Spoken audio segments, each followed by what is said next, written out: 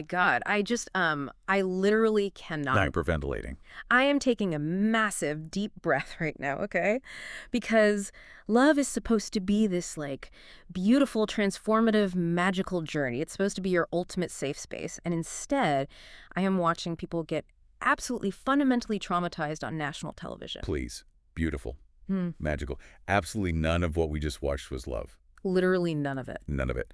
We need to completely redefine our terms here, because what we just witnessed was a psychological hostage situation wrapped in a cheap, like a gumball machine engagement ring. Oh my gosh, The Ring. We will get there. I need intensive psychotherapy Yeah. just from watching these people actively dog psychotherapy. Same.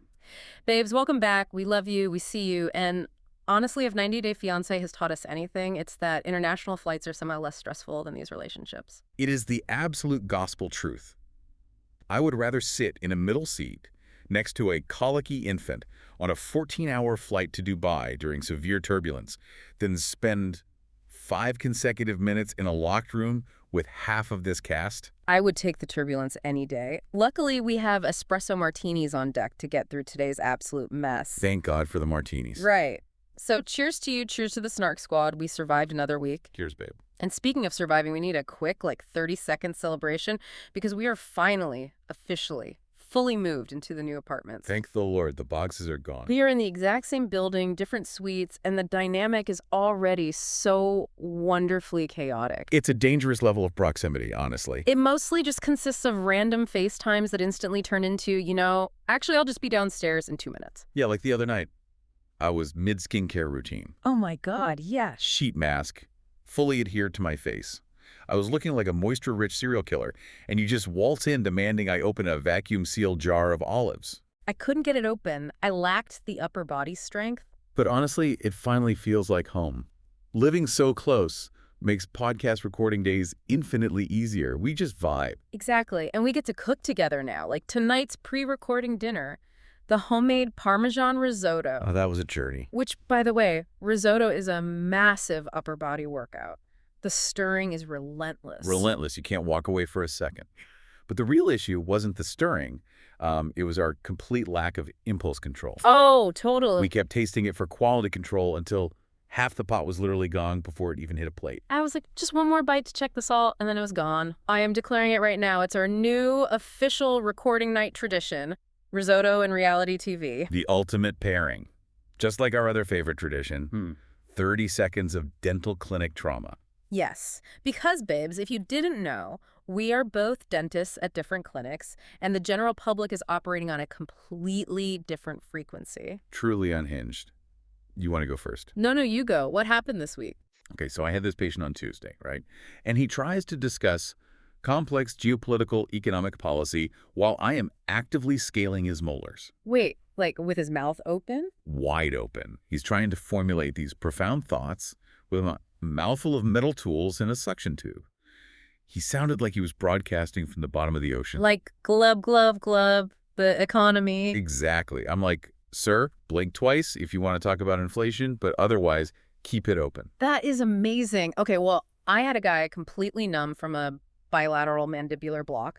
So, half his face is paralyzed, drool is literally pooling in the corner of his mouth. Gross. And he decides this is the exact optimal moment to hit on me. No. I swear, he tries to give me this sexy smolder, but because he has zero muscle control on the left side of his face, it looked like a severe medical emergency. Oh, my God. And he slurs out, Stella, what are you doing this weekend? The unearned confidence of men. It genuinely needs to be studied in a lab. It really does. Which, speaking of unearned confidence, how are the dating apps? A toxic wasteland. Don't even ask. Oh, I'm asking. The Snark Squad needs an update. Fine. I received a message yesterday that literally said, you look like the kind of girl who would ruin my credit score, but I'm willing to risk it if you can make a good lasagna. Stop. He did not say that. Word for word. I genuinely considered throwing my phone into a municipal river. Like, have we completely lost faith in online dating? Is meeting someone organically just a total myth at this point? It is an urban myth. It's like Bigfoot. Meeting someone in a grocery store does not happen anymore. Unless you're mingling in the comment section of a true crime TikTok, you're out of luck. That is so depressing. But babes, enough about our own dating adventures. Let's get into 90 Day Fiance, where people are crossing oceans for love while we're out here debating whether to even answer a dating app notification. Right into the fire. Let's unpack this absolute train wreck of a viewing experience. Okay, we have to start with what has to be the cruelest psychological fake-out in reality TV history. We absolutely do. We have to talk about Debby and Mido. Or, as we are officially christening him for the rest of this episode, and honestly the rest of our natural lives, Mildew. Mildew. It is the only appropriate moniker for this man. Mildew is perfect. He is a damp, pervasive, unpleasant presence that you simply cannot scrub out of the foundational grout of this relationship. Yes. Okay, we have to analyze the anatomy of this scene because I am still physically recovering from it. Let's break it down. So Debby orchestrates this surprise day trip to a wedding chapel. And from a psychological standpoint, she is seeking an anchor, right? She wants a grand romantic gesture to solidify this 6-year relationship that has been built on literal shifting sand. Yep. She brings him to this chapel, and the second they pull up, Mildew's face completely drops. He looks like he's just been handed a subpoena. A subpoena for a crime he definitely committed. He looks entirely miserable. And when she asks him what's wrong, just seeking a crumb of reassurance, he deadpans out of absolutely nowhere that he wants to break up and go back to Egypt. We need to stop right here. We have to really dig into the mechanics of what he is doing, because this is not just bad television behavior. No, it's so much worse. This is textbook destabilization. He knows exactly how fragile Debby's nervous system is. He knows her core wound is this deep, desperate fear of abandonment. Because she has been begging this man just to say the words, "I love you." Which, miraculously, he still refuses to do out loud. By threatening the ultimate abandonment leaving the country, he is intentionally triggering a maximum level panic response. And the response was visceral. Like, Debby doesn't just cry. She runs outside and throws her entire body onto the literal ground in hysterics. In the dirt. She is hyperventilating in the parking lot dirt. And babes, she was wearing white pants. The Snark Squad in the Reddit preds was absolutely losing their minds about the white pants being ruined. The white pants are a tragedy. But they're also, like, a perfect visual metaphor for her dignity in this relationship. Completely dragged through the mud. Oh, wow. That is so deep. Rolling on the concrete in a public parking lot is a level of nervous system dysregulation that you simply cannot fake. She was in a full fight-or-flight panic attack. This is where I struggle, though. I really do. Because he follows her out, waits until she is completely unglued, and then drops to one knee to pull out a ring, claiming the whole breakup was a joke because he's an actor. Air quotes on actor. Right. But part of me, the part that desperately wants to believe in romance, wonders if this is like a massive cultural misunderstanding. No, do not do this. Hear me out. Could he genuinely believe that the contrast of a terrible prank makes the surprise of the proposal that much sweeter? Like, is it just an incredibly poor execution of a romantic trope? I'm going to stop you right there, because that is a very dangerous defense to mount.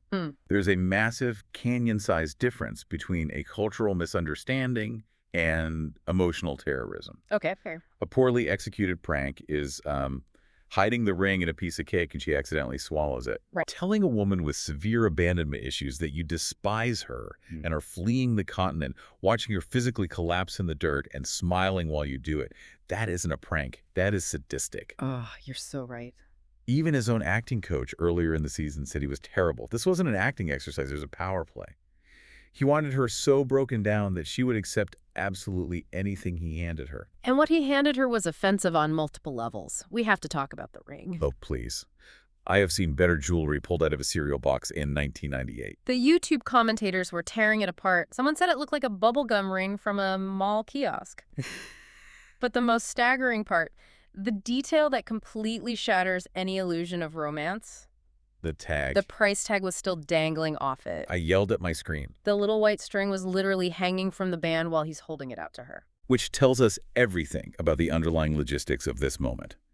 If you are a man deeply in love, planning a momentous, life-altering proposal, you curate that moment, you take the tag off, you present it beautifully. Exactly. But the fact that the tag was attached heavily implies that production saw Debby having a literal medical episode in the dirt and handed Mildew a $10 clearance ring from Walmart just to prevent TLC from having to pay for an ambulance.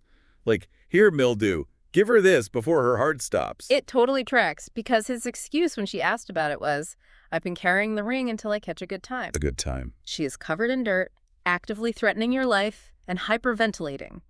How is this the optimal window for romance? It's not. But let's look at the aftermath because the psychology gets even darker here. When she realizes what he's doing, she physically swats at him. Yeah, she hits him. She threatens to kill him. She says, "I'm going to effing kill you. You're a sick mother effer." And then she accepts the ring anyway. Exactly. And we have to be objective here. Debby getting physical is a massive red flag. We saw her throw a phone at his face in the haunted house earlier this season. Right, which was wild. But in the context of this specific parking lot incident, what we're witnessing is often defined in psychological terms as reactive abuse. Wait, break that down for me. When a victim is pushed to the absolute breaking point of their emotional endurance by covert manipulation, they often snap in a highly visible, explosive way. The manipulator then uses that explosive reaction to play the victim. Oh, wow. That makes so much sense because he immediately uses her reaction to act like he is the one suffering. Exactly. He hugs her from behind to put the ring on her finger because she is so furious she won't even turn around to look at his face. It's so bleak. And even after all of this, after the tears, the hitting, the ring, she begs him, say it in Arabic. Say, will you marry me? Say, I love you. And he says, I'll think about it. He is withholding the one thing she wants as a mechanism of control. He is a narcissist holding her emotional stability hostage. He is terrified of her rage, yes, but he's enduring it because he has delusions of Hollywood grandeur. The acting career. He wants to be an actor in Los Angeles, and Debby is nothing more than his fully funded K-1 visa Uber ride to the red carpet. Oh my God, the Uber ride. The sunk cost fallacy has Debby trapped. She's invested 6 years, and her brain refuses to accept that it was all a waste, so she accepts a gumball ring with a price tag just to validate the lost time. It is so incredibly dark when you break it down like that, just ugh. I hate it. But if mildew represents explosive theatrical manipulation, we need to pivot to a couple that represents, like, silent, freezing, corporate-level control. Oh, there we go. Let's look at Marissa and Edward. Because while Debby is on her knees in the dirt begging for a ring, Marissa is actively trying to sprint away from hers. Marissa causes my cortisol levels to spike the second she appears on screen. She operates with a level of cold, clinical detachment that is genuinely chilling. She is the ice queen. So to set the baseline here, Marissa has escaped to New York for space. She has left Edward back in Pennsylvania. Poor Edward. Let's remember the environmental factors here, babes. Edward moved from the Dominican Republic. He is in Pennsylvania, a place where he knows literally no one, has no friends, no family, and cannot legally work yet. He is a ghost in that house. He is entirely dependent on her for social interaction. And she just dips out to New York and doesn't even give him a hug goodbye. This is the textbook definition of the pursuer-distancer dynamic, but, like, weaponized. Yeah. Marissa has a severe dismissive avoidant attachment style. So avoidant. She craves total independence and views any emotional need from a partner as a threat to her autonomy. Edward, understandably, is experiencing extreme isolation and is seeking basic human connection. So he pursues, she distances. And the text message drama this week was the perfect microcosm of that exact dynamic. So Marissa is in New York, supposedly swamped with things to do. Edward, sitting alone in a house in Pennsylvania, sends her a text at 10:30 p.m. that simply says, have a good night. That's it. That's it. 4 words. A profoundly normal, polite, and frankly, low-effort bid for connection from a fiancé. Right. But Marissa immediately screenshots it, shows her friends, and completely rewrites the narrative. The mental gymnastics are insane. She interprets his tone as angry and snarky. She claims that because he knows how busy she is, sending a goodnight text is an act of passive aggression. How? Just how? And then she replies with a cool, thanks, you too. And when he doesn't text back to that freezing response, she holds it up as definitive proof that he is toxic and punishing her. The cognitive dissonance required to perform that routine is staggering. She is fundamentally experiencing internal guilt because she knows she's abandoning her fiancé. Totally. But instead of sitting with that guilt, her brain creates a defense mechanism. It projects malicious intent onto Edward's perfectly benign text message. Because if Edward is angry and snarky, then Marissa is the victim. Exactly. It magically justifies her desire to stay in New York and ignore him. She is actively manufacturing conflict to justify creating physical and emotional space. The Reddit community was tearing her apart for this exact reason. Someone wrote, how can she take everything he does and make it sound so horrible when she's being infinitely more horrible than she even imagines him to be? They are spot on. And then we get to the dress fitting, which visually confirmed everything you just said. Somebody in the comments pointed out she looked exactly like Isma from The Emperor's New Groove. Yes, the bone structure superiority complex is so accurate, it is pure villain aesthetic. She puts on this white dress, claiming it's so sophisticated because that is her favorite buzzword to prove she is upper echelon. But while wearing the literal symbol of matrimonial commitment, she tells her friends she's only 75% in on the marriage. You couldn't believe she said that out loud. She states she wants her second marriage to be 100%, not 75. If you are actively being zipped into a bridal gown and you are openly broadcasting a 25% failure rate to your bridal party, you need to step out of the tool, forfeit your catering deposit, and release that poor man from his Pennsylvania prison. Okay, but why is she doing this? I want to play devil's advocate for just a second. Good luck. I genuinely think Marissa is terrified of a second divorce. I think she is carrying massive, unhealed trauma from her first marriage failing. I mean, sure. So instead of communicating that vulnerability to Edward, she is engaging in severe self-sabotage. She wants to push him away so hard that if the relationship fails, it's because she orchestrated it, not because she was blindsided again. I understand the trauma response, I really do. But I completely reject it as an excuse when it crosses the line into actively destroying another human being's psychological well-being. That's fair.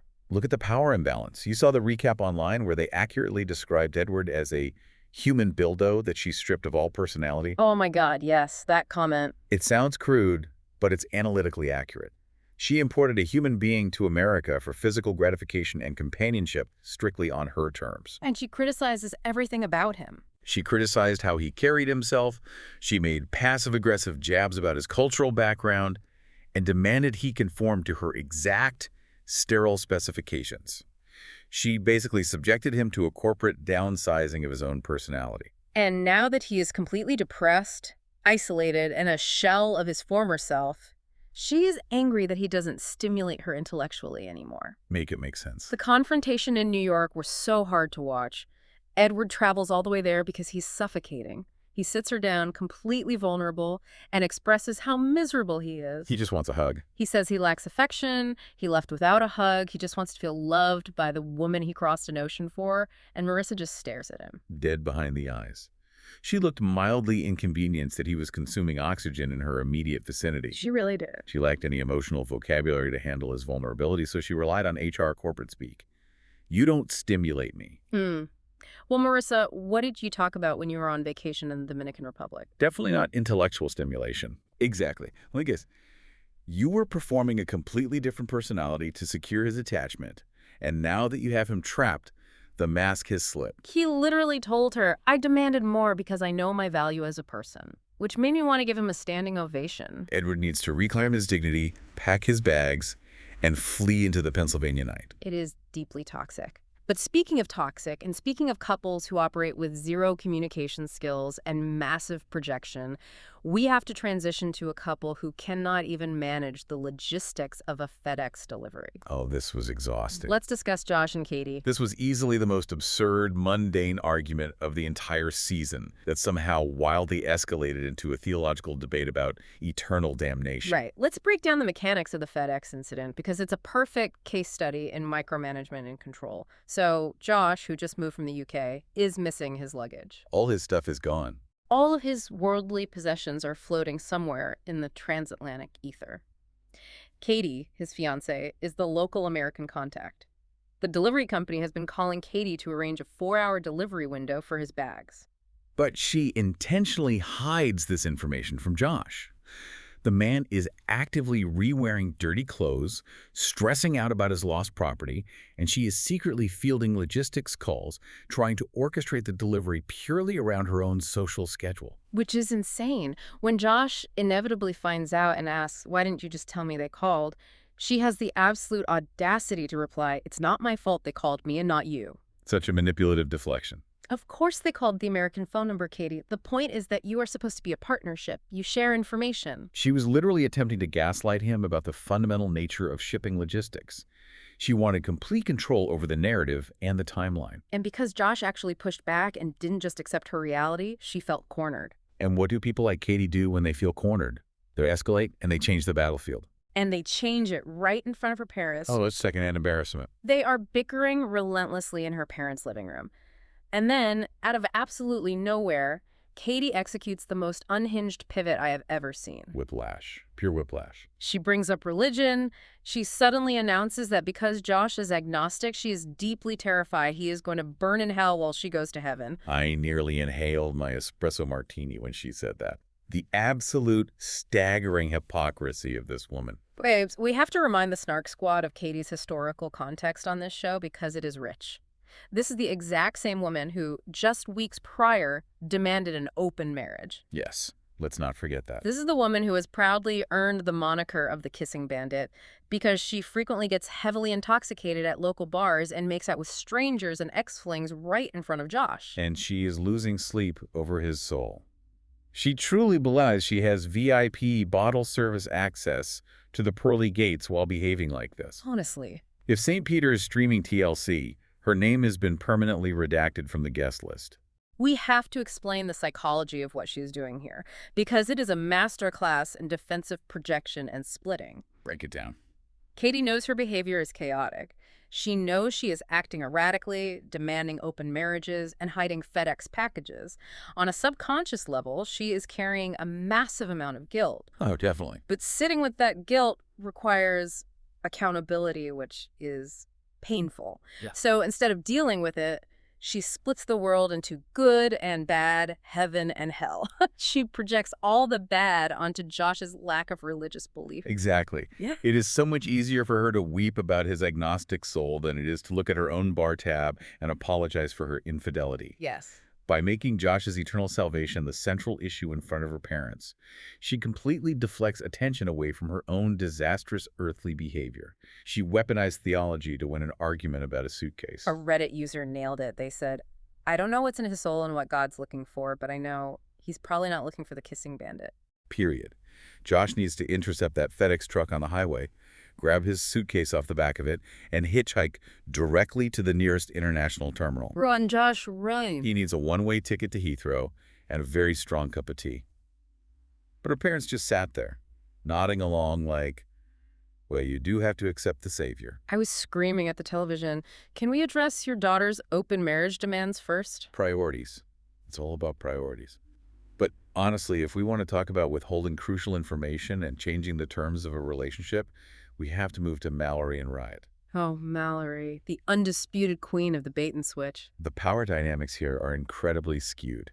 Mallorie is dragging Riot through the mud in Alabama. Their relationship is already fracturing under the weight of her aggressive demands for a prenuptial agreement. Which, we have to look at the cultural context here. Right, because in Turkish culture, aggressively pushing a prenup right before the wedding is deeply offensive. It implies a fundamental lack of trust and suggests you are already planning the divorce logistics before you've even taken the vows. And we cannot ignore the Brandon variable. Oh my gosh, Brandon. Mallory's ex-boyfriend, who is conveniently still her quote-unquote best friend, whom she constantly forces Riot to socialize with. It's so weird. Imagine the psychological toll on Riot. You uproot your entire life, move to a foreign country where you cannot work. Your fiance immediately hands you a legal document to protect her assets from you. And then she says, hey, let's go grab a beer with the guy I used to sleep with. It is an isolating nightmare. But the delusion peaks when Mallorie decides, amidst all this crushing tension, that it is the perfect time to go wedding dress shopping. Of course. She's standing in a bridal boutique looking at lace and tulle, and she drops an absolute relationship-ending bombshell on her friends. She reveals that she doesn't think she wants to have children. 90 days before the wedding. Exactly 90 days. Riot has been incredibly vocal and transparent about his deep desire to have a family. It's basically his whole motivation. And she waits until he has quit his job, left his family, flown across the world, and is legally bound to the K-1 visa clock to casually mention, actually, I'm terrified of becoming my mother, so no kids for me. This is a massive ethical violation. In the real estate world, if you buy a house and the seller waits until after you've signed the mortgage to tell you there is no roof, that is fraud. Oh, yes. Mallorie committed emotional fraud.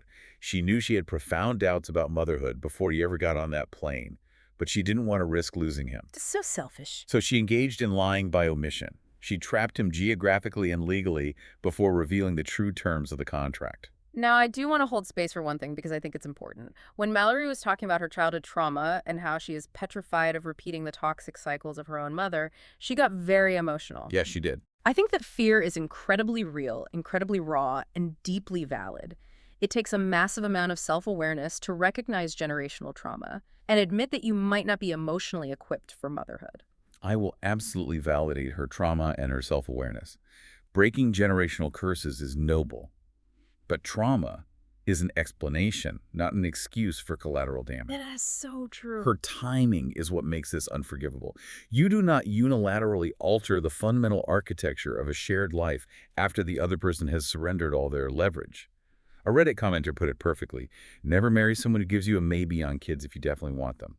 It will only breed deep, corrosive resentment. Exactly, because her defense was, well, maybe I'll change my mind in 2 years. And what if you don't, Mallorie? What happens to Raw 8? He's trapped. He is stuck in Alabama, playing third wheel to Brandon, with no children, bound by an ironclad prenup. It is a profoundly raw deal. Speaking of raw deals and visa struggles, let's look at a dynamic where the foreign partner actually managed to reclaim some agency. Let's pivot to Ashia and Maxwell. Okay, this storyline actually gave me a tiny sliver of hope for humanity. Really? A sliver? Just a little one. So Ashia, our prophetess in training from Alabama, finally decides to come clean to her highly skeptical sisters about Maxwell's extensive visa struggles. A confession she should have made months ago. Let's look at the facts her sisters are working with here. Maxwell is in Nigeria. There is a 10-year age gap, and he has a history of prior visa denials. Right. From a sociological standpoint, her sister's skepticism is completely warranted. They are looking for patterns of a scam. And her friends are operating on that same frequency, but they take it to a deeply offensive level. Oh, they crossed the line. Ashia's friends sit down with Maxwell on a video call, and they start aggressively interrogating his work ethic. They are throwing out these microaggressions, implying that American men inherently work harder and demanding to know the exact balance of his bank account. It was a masterclass in American exceptionalism and thinly veiled xenophobia, all disguised as protecting their friend. But Maxwell's response, babes, it was poetry.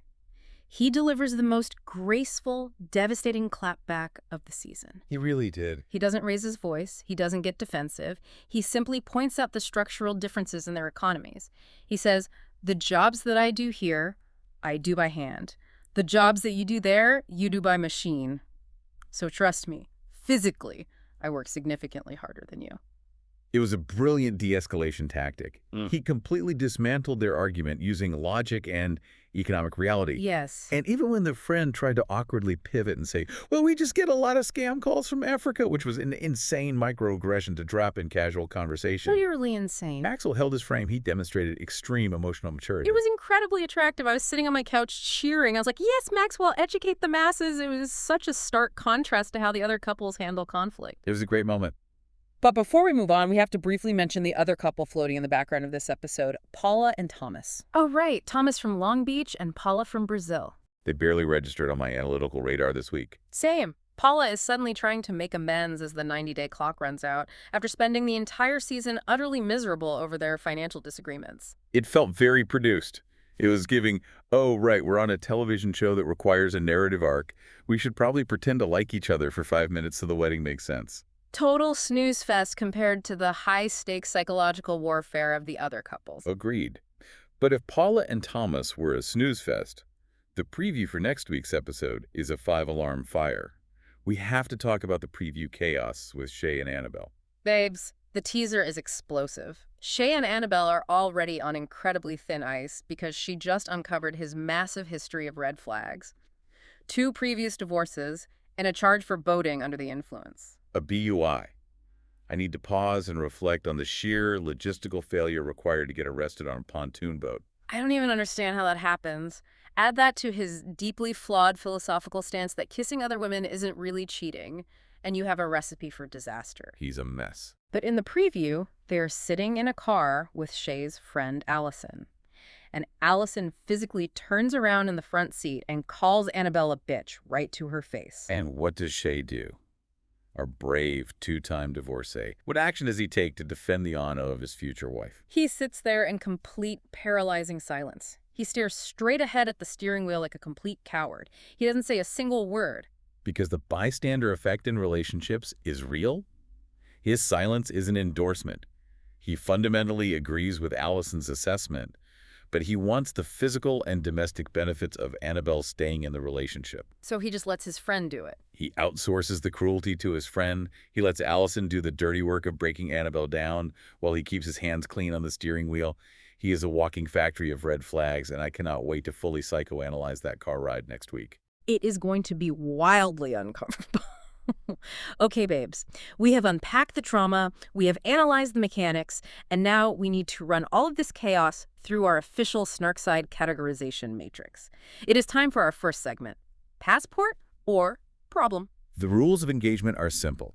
For each couple, we must definitively categorize their core dynamic into one of three buckets: genuine love, a cultural misunderstanding, or a major red flag. And we must fiercely defend our thesis. I am going to start with our favorite parking lot disaster, Right. Debby and mildew. Passport or problem? Major. Red flag.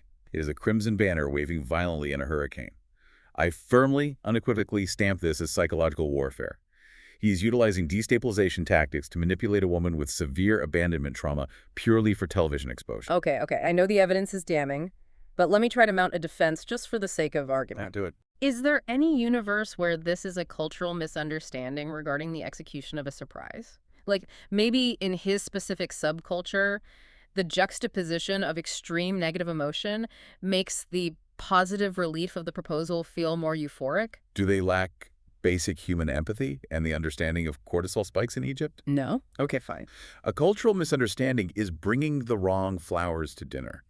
Orchestrating a fake breakup to induce a public panic attack in a woman you strung along for 6 years is not a cultural quirk, it is abuse. Ugh, you are completely right. I can't even play devil's advocate for it. The logic crumbles instantly. I fold. It's a major red flag. If my partner proposed to me while I was weeping in parking lot dust, I would throw the ring down the nearest municipal storm drain. Exactly. Let's move to Ashia and Maxwell. Passport or problem? I am going to plant my flag and say genuine love.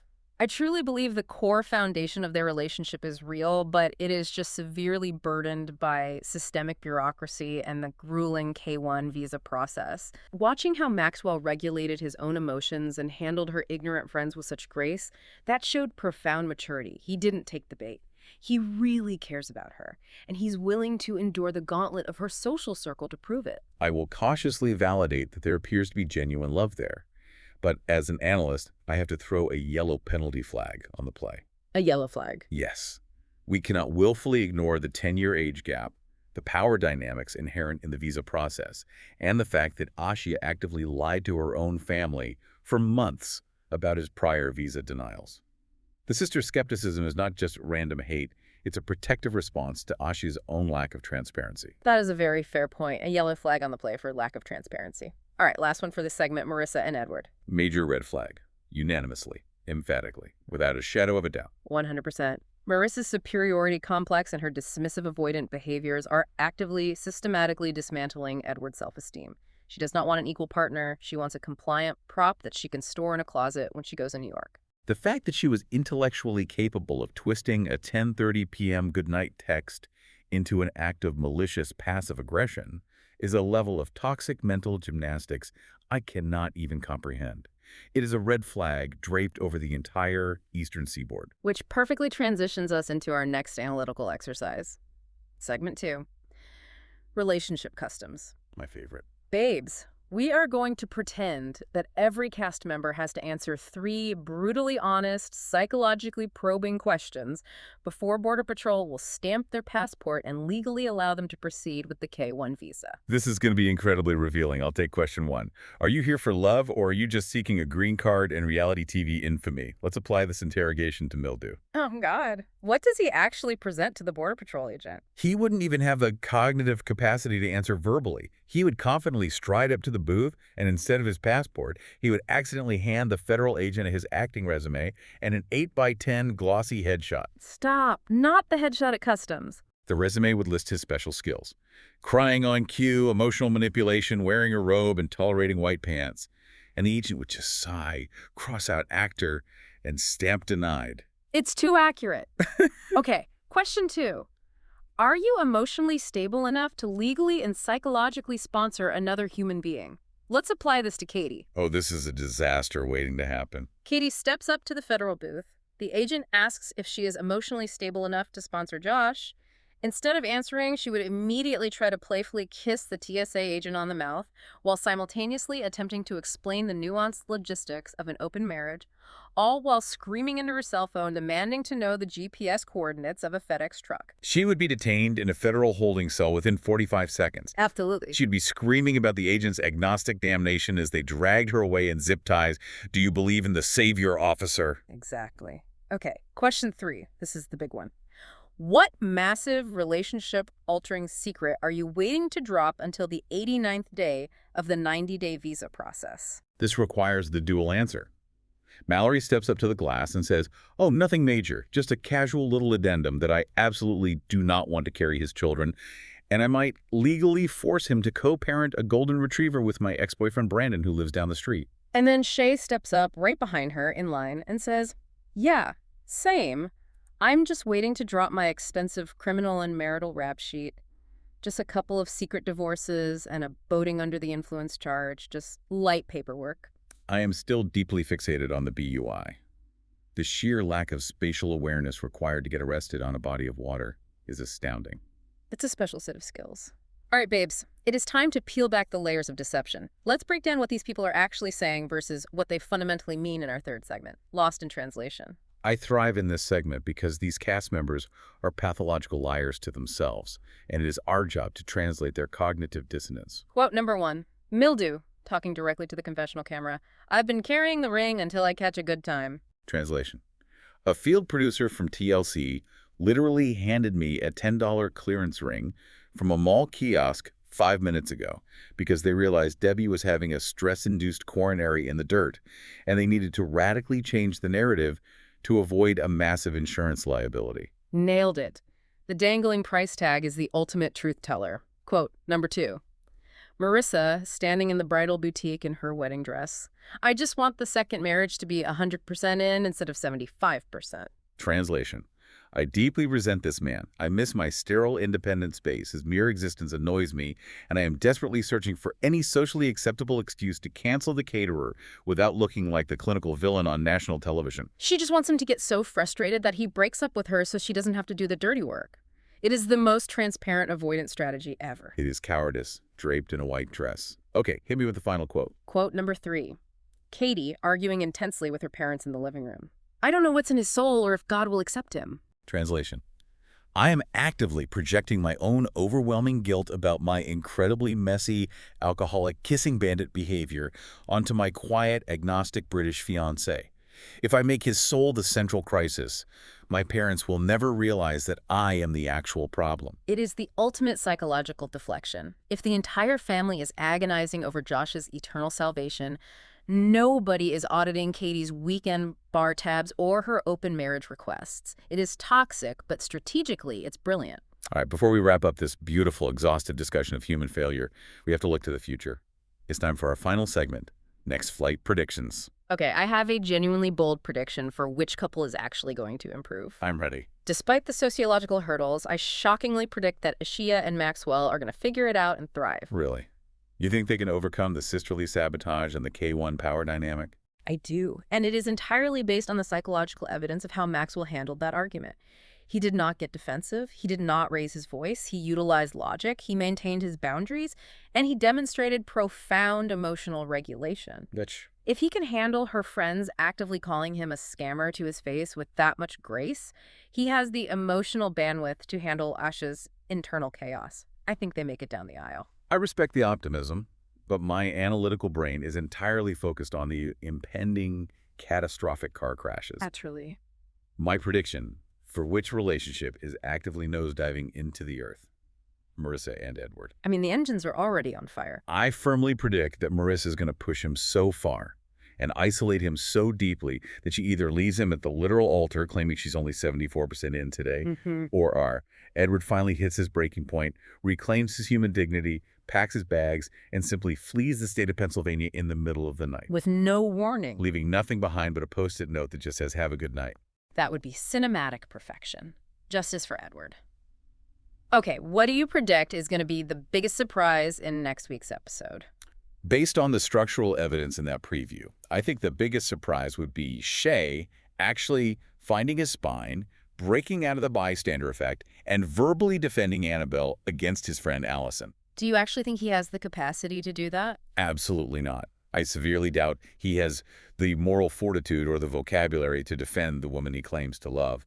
He is going to stare at the dashboard, grip the steering wheel, and pretend he has suddenly gone deaf. But it would be a massive surprise if he proved me wrong. Okay, I have one completely outrageous, highly specific prediction to end on. Are you ready for this? Leave me. Mildew actually lands a microscopic indie movie role in Los Angeles playing background thug number 3. Okay, I'm listening. He gets a tiny, infinitesimal taste of C-list fame, and his narcissism fully takes over. He dumps Debby right there on the red carpet of the premiere, and the drone camera pans out to show Debby chasing him down Hollywood Boulevard, sobbing hysterically, wearing the exact same dirt-stained white pants from the chapel parking lot. I am screaming. The return of the stained white pants. That is the full-circle cinematic resolution this season deserves. It's poetry. TLC, if you have field producers listening to this recording, please intervene and make this happen. It's the only psychologically logical conclusion. Babes, we are exhausted. We have analyzed the trauma bonds, we have translated the avoidant attachment, and our snark tanks are officially running on empty. We urgently need to go finish the other half of that Parmesan risotto and actively process our secondary trauma. But before we go, we are turning the discussion over to the Snark Squad. We want to hear your deepest psychological assessments. Number 1. Which couple are you secretly rooting for, even if you know they are fundamentally, structurally toxic? I know you guys have a problematic fave, and this is a safe space to confess. Number 2. If you could parachute into Pennsylvania and give one piece of actionable advice to Edward right now, what would it be? Please, someone help this man construct an escape plan. And number 3, because we desperately need to feel better about our own choices. What is the absolute craziest, most unhinged dating app story you've ever had? Yes, we need to know. Slide into our DMs. If you can mathematically beat the lasagna credit score guy, I need to know immediately. Thank you so much to all you beautiful babes for spending your week with us, drinking espresso martinis, and breaking down the complex psychology of this absolute madness. Please remember to subscribe, leave a 5-star review, and share this show with another reality TV-loving bestie. It helps us out so much and keeps the snark flowing. So until next week, babes, think deeply about the metaphor of Debby's ruined white pants.